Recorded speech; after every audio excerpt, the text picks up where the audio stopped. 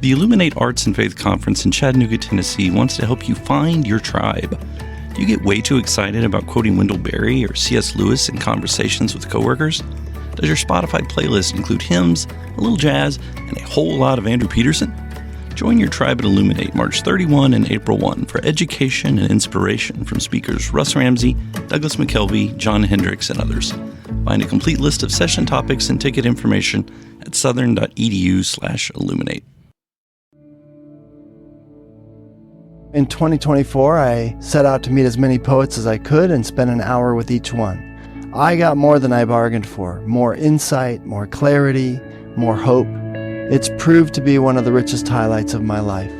17 writers, 17 deeply human conversations that made me sit up and pay attention. Franz Kafka once said, if the book we're reading doesn't wake us up with a blow to the head, what are we reading for? A book must be the axe for the frozen sea within us.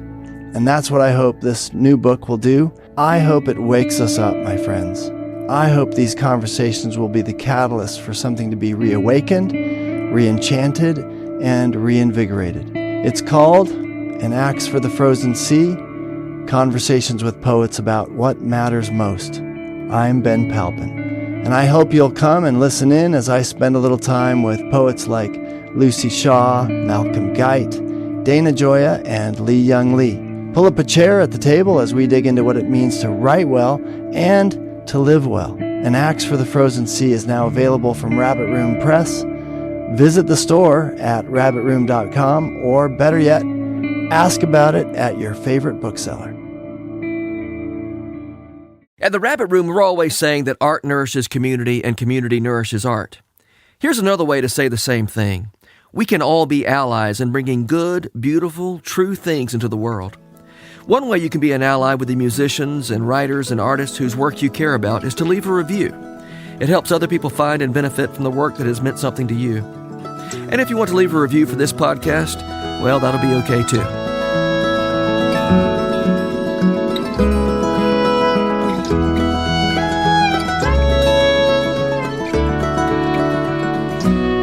Welcome to the Habit Podcast, conversations with writers about writing.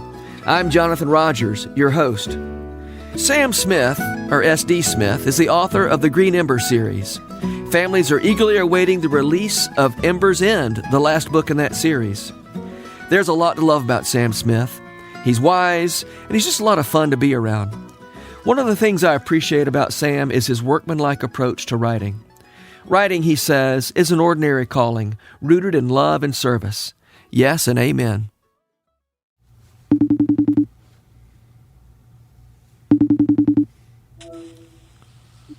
Harvard Business School, can I help you?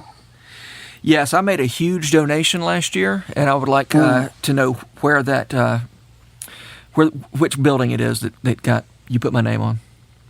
We put your name under all the buildings. Excellent. And your children free tuition. Great. I'm glad we had this little talk. Do I sound okay? Is this all right? Okay. Yeah, you clear? You sound really smart. Sam Smith, I'm so glad that you are on the Habit Podcast today. Thank you. It's the first time someone's been happy about me being on the Habit before. Yeah. It sounds very nefarious, but I'm delighted. It does, doesn't it? The Habit. Don't tell my grandma that I'm on the Habit, but I'm glad that you're glad. What kind of euphemism is that? Remember old Sam? He was doing pretty good. Then he got on the Habit. You know? That's right. Anyway, I've heard you say before, writing is an ordinary calling rooted in love and service. I want to talk about that because I think that's such a great way to put it. Well, good. I can't wait to hear you talk about it. Sounds. I'm excited to hear your insights. Yeah. No, you know what? I had you on this podcast for you to give the insights. It's been a long day for me, and I'm just going to listen. Okay, I'm sorry. I thought I had it totally backwards. I was like, I'm dreadfully underprepared for the Habit that I'm on now. No, they made it sound so much more fun. Yeah, right. In high school, the peer pressure made it sound like it was going to be so much cooler than it actually is. Everybody's doing it. An ordinary calling. Storytelling is an ordinary calling. Why do you say that?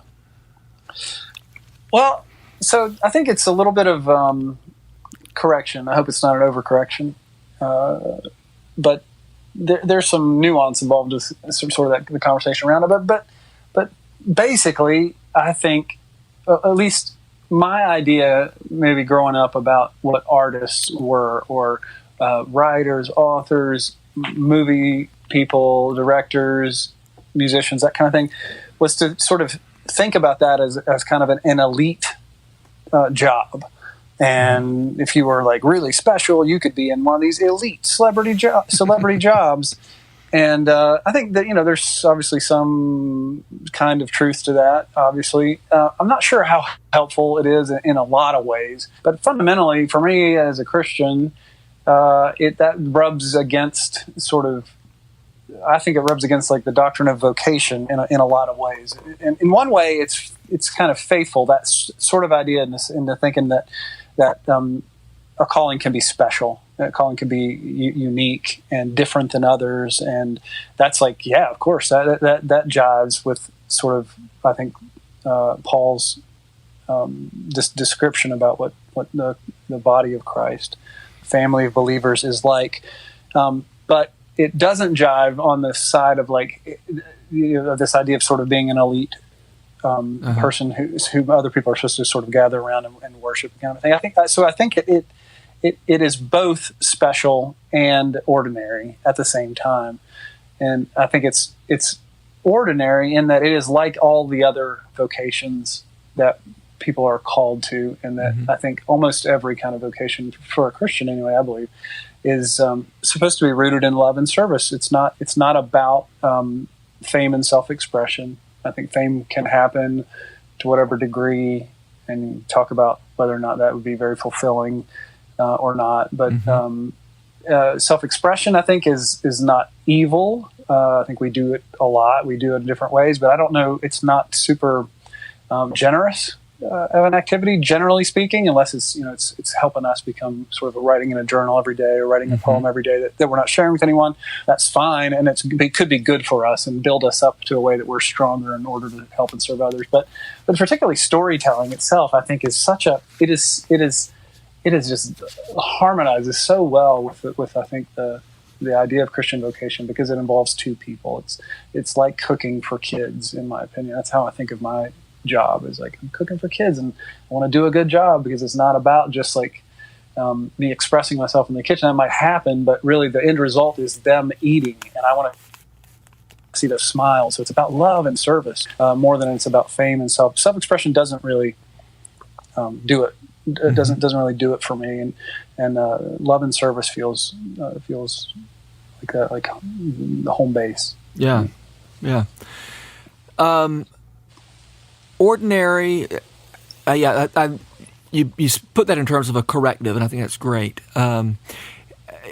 You also are aware, because I've heard you talk about it before, that on the one hand, it's important to pay attention to the ordinariness of that calling, and yet there is something. It is a little bit like a magic trick, I think, is the way I've heard you put it before. That writing is a little bit like a magic trick.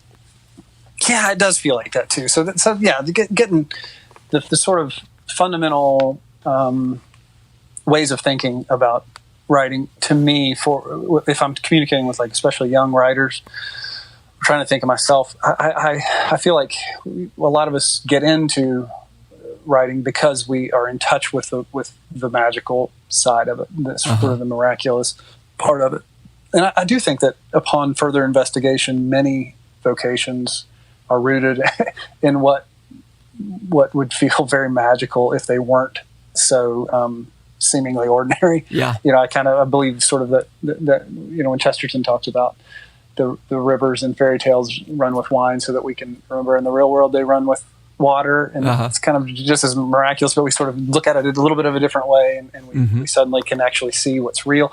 So, but as far as storytelling, yeah, I mean, it is absolutely amazing to me. It blows my mind that me, little country boy from West Virginia, that I've written these stories that were intended for my kids, and that they are literally on every continent on the earth being read. I have of a friend that sent them to a friend of hers at a research station in Antarctica, and they're in this library there. And I've heard from people in China and in Africa and South America, all over the place. And it blows my mind that there are people whose first language isn't English often.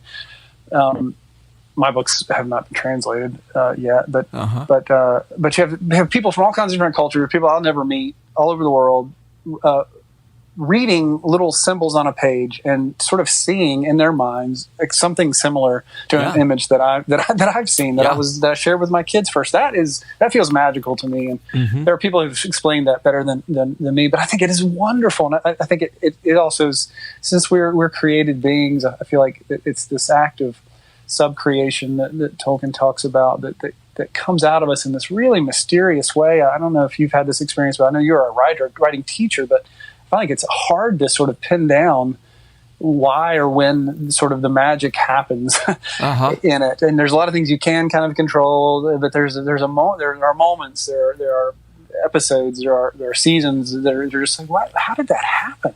And that can happen in love between two people. That can happen in sports and a lot of different kind of dramatic things. Where you're just like, holy cow, what just happened there? And it feels transporting or whatever. That has never happened in sports for me.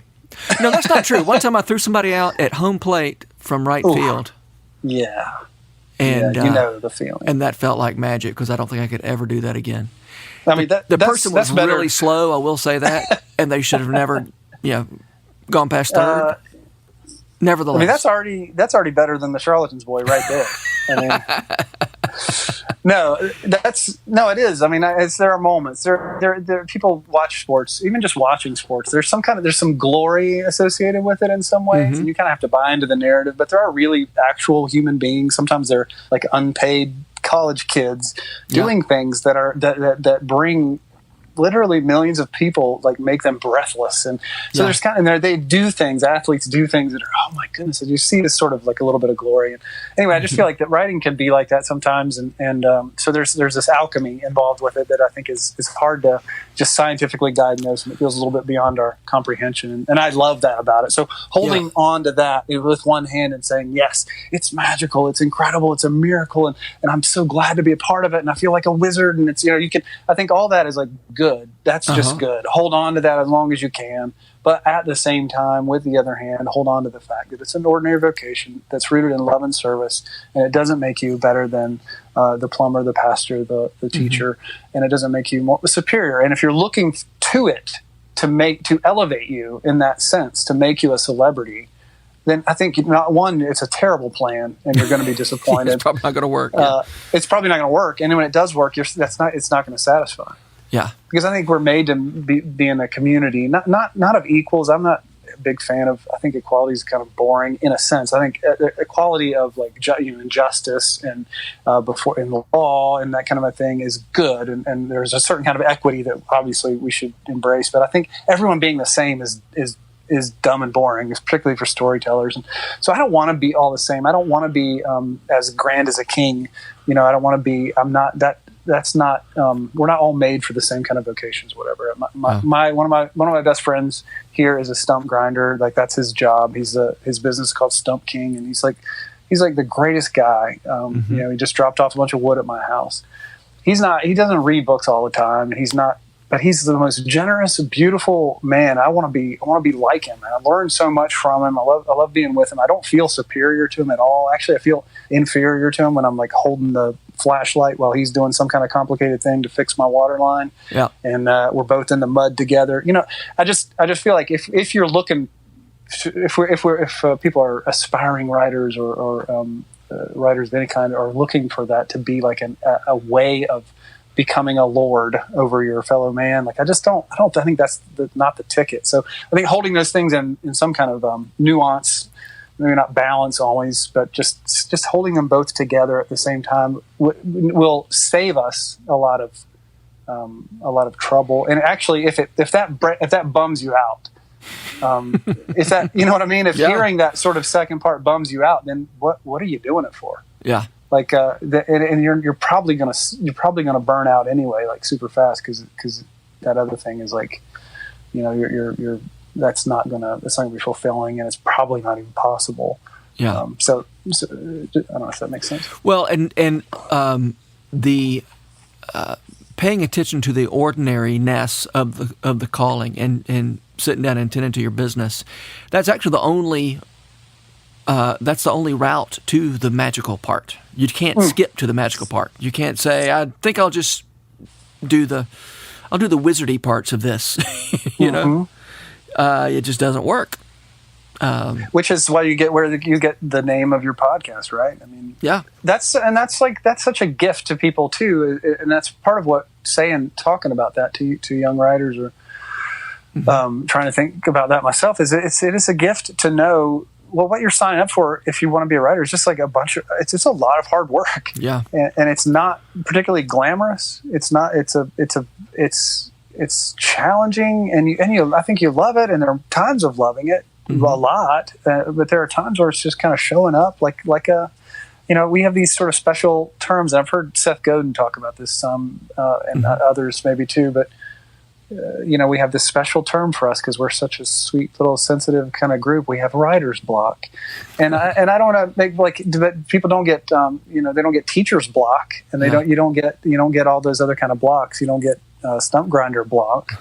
You just have to go do it, and I think. And I think so. We value authenticity, and we value all these things, but we don't always. Most professions, most vocations, you kind of want somebody that shows up and has some predictability. And I know there are some ways in which sort of a so-called creative vocation has some differences, and I will acknowledge that. But I do think, like you're saying, it's to demystify it a little bit. If you don't write, there's nothing there. And again, if it's all about you, then you do want it just to kind of come out magically, like you're a genius, and it just flows out in these brilliant 2 weeks or 2 days of kind of brilliant. But really, it's hard, and you show up, and those are the people who produce, people that like work hard, and they actually make they make things happen, and it's kind of lying to the young creative people to just say like, oh, it's going to be so easy, and so it's not very generous. Well, I do think the best parts, the best work that writers do is it's kind of like you don't have control over that magic, that best, but which is all the more reason to tend to what you do have control over, the habit, and yeah. Well, that's another way. It's like sports, or like a lot of other vocations. You just think about like Michael Jordan. Like you see him, or I don't know who's famous now, but you see somebody who's just gliding through the air and making the winning shot or whatever, and you didn't get to see the 8 million hours of jump shots and the gym and the showing up every day and traveling all the time. You don't see that. We just see the moments of glory, and that's but there's so much work behind it, so many thousands of hours behind it, and I think we should embrace that and like say and let people know that's what it's like. That's You've already been we've sort of been talking around this idea, but maybe I'd like to speak to it a little more directly, and that is the idea of identity in writing, the ways that we find our identity in writing, and the ways that we can't possibly find our identity in writing. Yeah, I think that's a lot about what we're talking about. It feels like right around the subject of if it's crucial to my identity to be worshipped and loved, then that's, and I think that's in all of us. We all kind of want that. We crave that. We crave attention, and I don't think that doesn't go away because you're. Even if you're successful or not, I don't think that necessarily goes away. But I think if you do have a little bit of positive sort of feedback, I think you start to realize like how insufficient the sort of the praise of man is. Yeah. I think it's really important to kind of think about. So again, if you're talking about storytelling, particularly, which is more of the writing that I do mostly.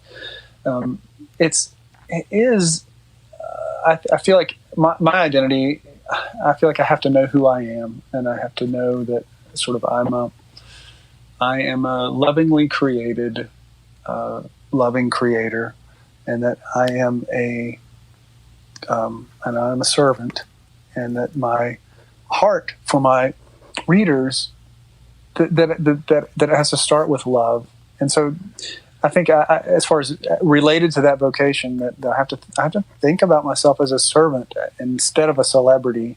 And that doesn't mean you can't. I think actually, well, I'll tell. Can I tell a little story about myself? Please do. Childhood. So before I got on the habit, back when I was 16, I lived in South Africa. I was a missionary kid, and my parents. I loved music, and I really loved like singer-songwriter kind of people, and I was. My parents got me a guitar, and all I wanted to do was write. I always wanted to write. I think that was even when I was young. I always wanted to make up my own sort of games. And really? when there were Legos, I didn't ever build the things that you were supposed to build. I always wanted to build my own things. And I always wanted to make my own deal. Like when we all made paper airplanes, like I made my own sort of like attack squadron with these colors, and I would sort of divide. I was always kind of doing world building, even though as a child I didn't really read very much. But I think I was always sort of haunted by this vocation of storytelling, and so I was always that was always a part of it. And I always wanted to write, I always wanted to share things. So when I was really into music as a teenager, I bought my parents bought me this guitar. It was a horrible guitar. Mm-hmm. It was called a Teasy guitar. I don't know if you've heard of it. Never heard of a Teasy guitar. Yeah, well, sounds made up. I've never seen another one, so there might be something in the name there. But so I got this guitar, and I was writing some really horrible songs. And I would sometimes I would sing them for my parents or something, or somebody in the family, and then we'd have like guests over, and my mom would be like, "Why don't you?" Mom would be, why don't you sing one of your songs? She's trying to brag on me or whatever. And so I would get, okay, I'd be like, I don't want to, I don't want to. Oh, come on, that kind of a thing. And I really, part of me really wanted to, but so I would get out there with the guitar and I would sort of strum along and be playing my songs and singing really softly, And people are kind of craning their necks, like turning their ears, cupping their ears, like, what's happening here? Like, I can't. And it'd be over, and they'd be like, I think that was good. I couldn't hear you very well. The story I told myself the whole time was that I said about myself to myself, I said, "Self, you are shy and humble." Uh-huh. And that was sort of what I thought. I thought, I'm a shy guy, and I'm kind of humble, and I don't really want to toot my own horn. But what I've found I don't know when I discovered this, maybe quite a bit later, just looking back, is that I wasn't shy and humble. I was proud and afraid. Uh-huh. And I think that so much about what we think of as humility, which would be like not naming or not saying, no, I did write something and here it is. Uh-huh. And I want to share it with you. I want to give it to you because I think it's good. Mm-hmm. I would have thought of that as being like proud. And whereas now I think that's actually, it takes almost more humility to do that. It takes bravery. Yeah. And it takes a kind of like saying no to sort of this incessant fear in me. So anyway, I just want to say, I would just say that just being reluctant is not necessarily a sign of humility. Yeah. And being sometimes, and so for me, service and loving, especially kids, when you're writing for kids, which this, that is like that feels really, that feels like a good reason to be brave. Yeah. And so I don't know how exactly to do that. So for me, my own story was with the books that I've written have been as a direct result of stories I told my kids, and some of them have been really tied up with that. Mm-hmm. But it's those kids, and it's like it's loving them and sort of praying for them and caring about them and thinking like, what do they, not just like what do they need, as in like I'm going to give them exactly what they want, but loving them and loving them through it and trying to. That's been a more of a I don't know. I feel like I find my identity in this vocation in that. And that's probably not the where you're wanting to go. You're probably wanting to go deeper than this. But just as a writer, I want to love those people, and so that requires a kind of boldness, a kind of bravery, and a kind of not getting over myself, and, Yeah. and not giving into sort of my introversion and that kind of thing, but like stepping up and showing it. And understanding that you have something to give that nobody else can give, which is, there's nothing arrogant about that. It's just acknowledging a fact. Yeah. That that's not to say, I've got something to give that's better than anything anybody else can give. It's just that I've got something that's different. And that I think mine is better. Probably. Okay. I think. All right. No. I'm fully convinced that's not the case. But yeah, you're exactly. I feel that way. I do feel that way. And part of thinking about that, I've been thinking about that a lot lately, just in light of sort of the masters like Tolkien and others. Like, it can be so intimidating. Yeah. But I am more and more coming around to the belief that that J.R.R. Tolkien can't write like me. Mm-hmm. Poor guy, and that's okay. And your stump grinder friend, I don't know if he's the best stump grinder in the world or not, but he has something to bring to the people of his community, right? Yeah, all the time. It doesn't matter if he's the best stump grinder in the world or not. Yeah, right. Yeah, I don't even know how you would figure out who the best. I know we want to do that, and it's funny. We want to I make a joke about that. I'm an award-losing author because I've literally lost every literary award that's ever been given out. I haven't won. Yeah. So I'm a big loser on that. But it is funny how we kind of want to figure that out. I get that we're kind of committed to these hierarchies. It feels like actors are the worst at it. They're just like dying to give each other awards like every other week. But I feel it does feel like there's something about that that's in us. But I don't know how we would even. Yeah, comparison is not. Yeah, well, I think the category that I find really helpful, and I think I got this from the War of Art. I don't know where. Maybe Stephen Fresco got it from somebody else, but to stop thinking in terms of hierarchy and to start thinking in terms of territory, that you've got a little patch of ground that's yours to tend, that nobody else can tend. It's just yours, and it doesn't, whether the person at the patch of ground that's adjacent to yours is better or worse doesn't really matter too much one way or another. You've got your patch of ground, and you do what you can with it. That is good. I'm gonna start listening to The Habit now. You really should. Got me. This is the first. So far, this is the first one I've listened to. I mean, I'm listening to it right now. As we say it. But no, I'm just kidding. That's wonderful. I love that. That's. I'm taking that with me. Good. I'm glad I could help. Okay, are we done here? Or no, not yet. No. I've got at least 2 questions to go. You are coming to the end of a series of books. I assume at this point. As of the recording of this conversation, you're done writing Ember's End. Is that true? Are you done writing? That is true. It's still being edited, that kind of thing. Mm-hmm. People will be shocked to hear that there's editing that does go on, but that does happen. And it's mostly in the bag. Tell me about that. So how many years ago did you write The Green Ember?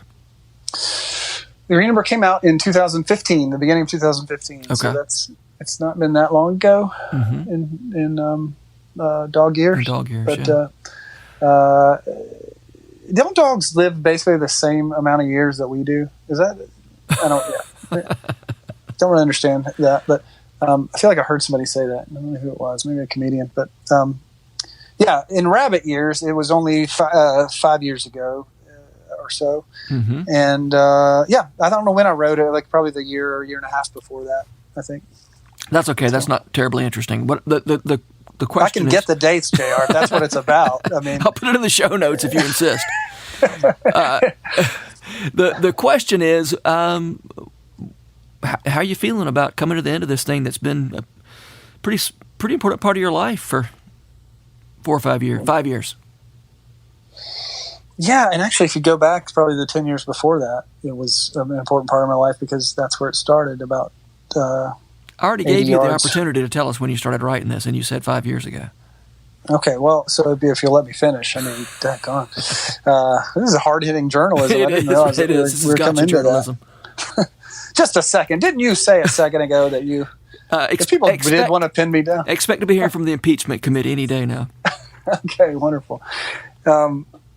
So the story really started before that with the stories I told my kids. I told my daughter a story, 80 yards from where we are on a porch. It was where the stories began. So it's been a really important part of our family life for a long time. And sort of just the sharing it with the world part has been the last 5 years. But before that, it was our stuff, our stories. We saw rabbits hopping around the yard, and I started telling her a story about it. And she was just a little toddler, now she's driving, she's 16. So it has been a really important part of our life. I think, going back to sports for a second, like I love soccer and I love watching. It's funny because the creative people, nerds that listen to this probably don't care about sports. And I keep like trying to bring sports into this so badly. And they're like, more and more people are tuning out. Yeah, right. It's like they're dropping by the hundreds. But one of my favorite soccer team is called Liverpool Football Club. And their manager, they talked about like, what did you feel when your team like scores a goal in an important game? And he's like, I think people are expecting to hear euphoria, but mostly relief is what I feel. Yeah. And I feel a lot of that. I do feel gladness, but you can probably relate to this. It's not ever done as far as like, there's no, I will be glad to like see the book and it's done. But it's almost like, because I'm more than just, a brilliant author who sits off and writes these things and everybody else does everything. Like, now I have like a small business that I'm running all the time. Like my brother and I work together, and we kind of do everything along with our brother-in-law. And so it's like a small little. So we're like always going. There's not. It's like one thing stops and the other thing gets. So I almost feel like I'm in the middle again. Going back to sports, I feel like I'm in the middle of the game. Like, yeah, we scored, but now we have to get back on defense, and like you can't stop. Like, so part of me is like, I can't stop going, and that's probably good because I'm not sitting around indulging in smoking my pipe and thinking about, oh my goodness, what about this?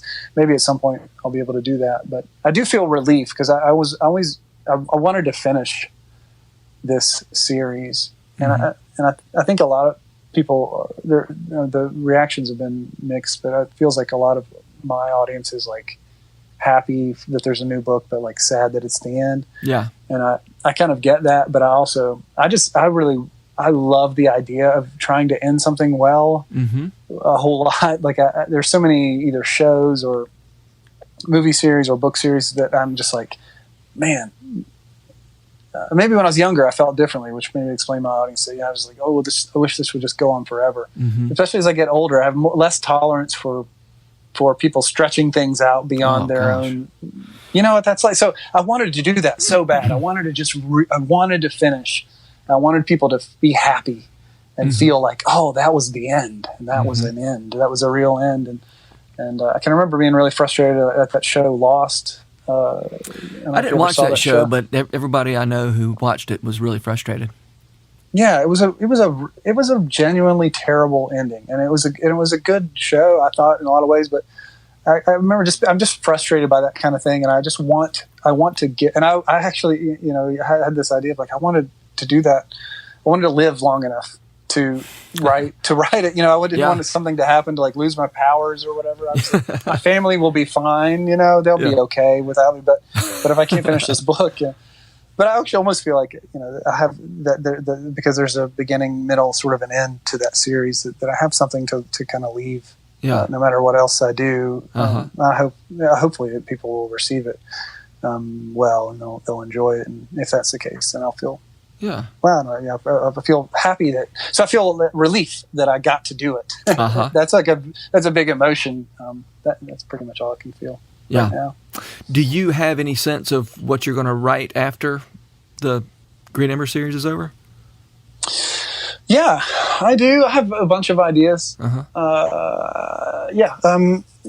are more books to be written in that world. I've written some.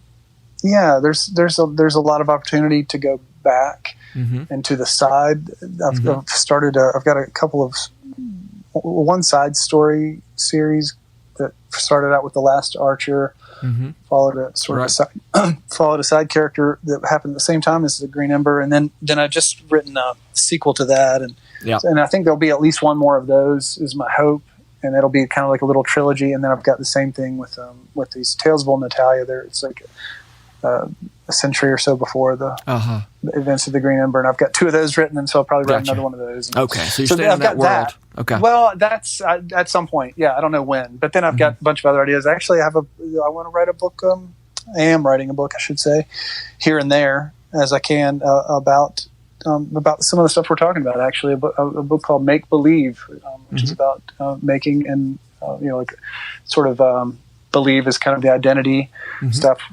And then the make is sort of some practical things. So there's like the 10,000 foot view, and then there's like the down on the ground view, and I'm kind of back and forth. I've got some stuff about that. I don't know when I'm working on that. That might be out there at some point too. That's great. You should also write a book of sports analogies. Yes, we'll do that. All right, last question, Sam. Wow, it has flown by. I know. I get this a lot. Who are the writers who make you want to write?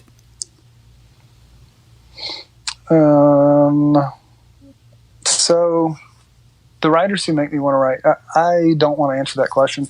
I want to answer a better question. Like, let's just, for instance, say we had a better host. Okay. Better podcast. The people who blow me away are people that make me not want to write. Do you ever have that feeling? Like, after I read Paradise Lost, I was just like, why did anyone ever write anything after this? Yeah. I don't. Do you love Paradise Lost? Oh, I love Paradise Lost. I got a PhD in Milton. I know, and that's actually while we were talking, I was thinking like, man, you are the perfect person to think about.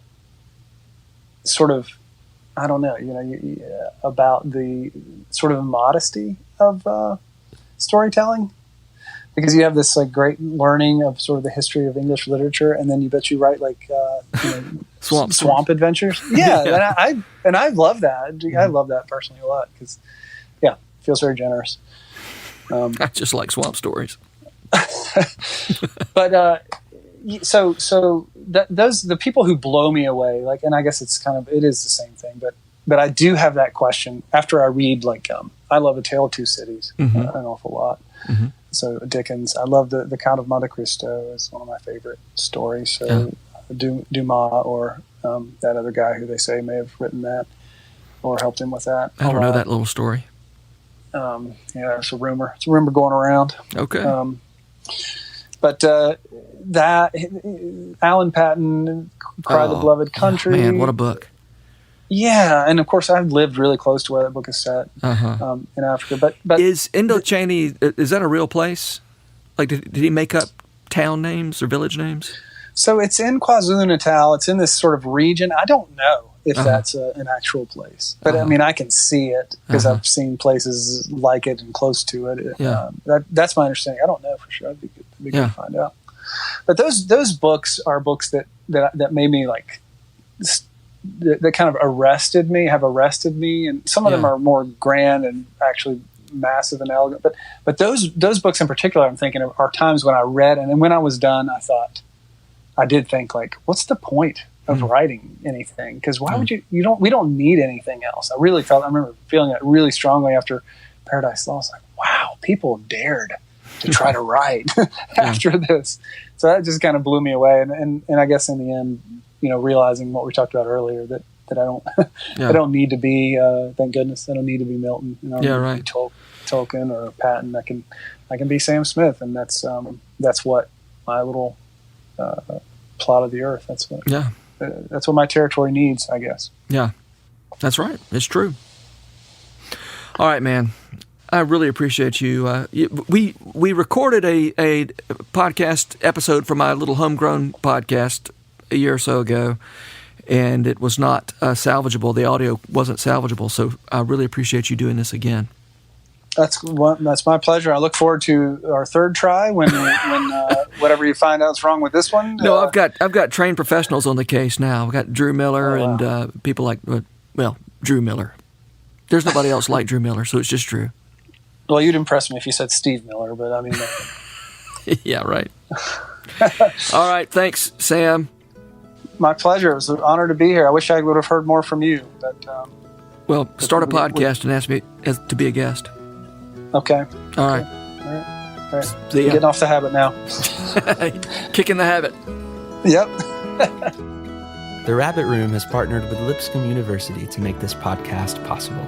Lipscomb has graciously given us access to their recording studio and the Center for Entertainment and Arts building. We're so grateful for their sponsorship, their encouragement, and the good work they do in Nashville. Special shout out as well to the Arcadian Wild for allowing us to use their delightful song Finch in the Pantry as part of this podcast. Check out their album of the same name for more excellent music. The Habit membership is a library of resources for writers by me, Jonathan Rogers. More importantly, The Habit is a hub of community where like-minded writers gather to discuss their work and give each other a little more courage. Find out more at thehabit.co. This podcast was produced by The Rabbit Room, a 501c3 nonprofit dedicated to fostering Christ-centered community and spiritual formation through music, story, and art. All our podcasts are made possible by the generous support of our members. To learn more about us, visit rabbitroom.com, and to become a member, rabbitroom.com/donate.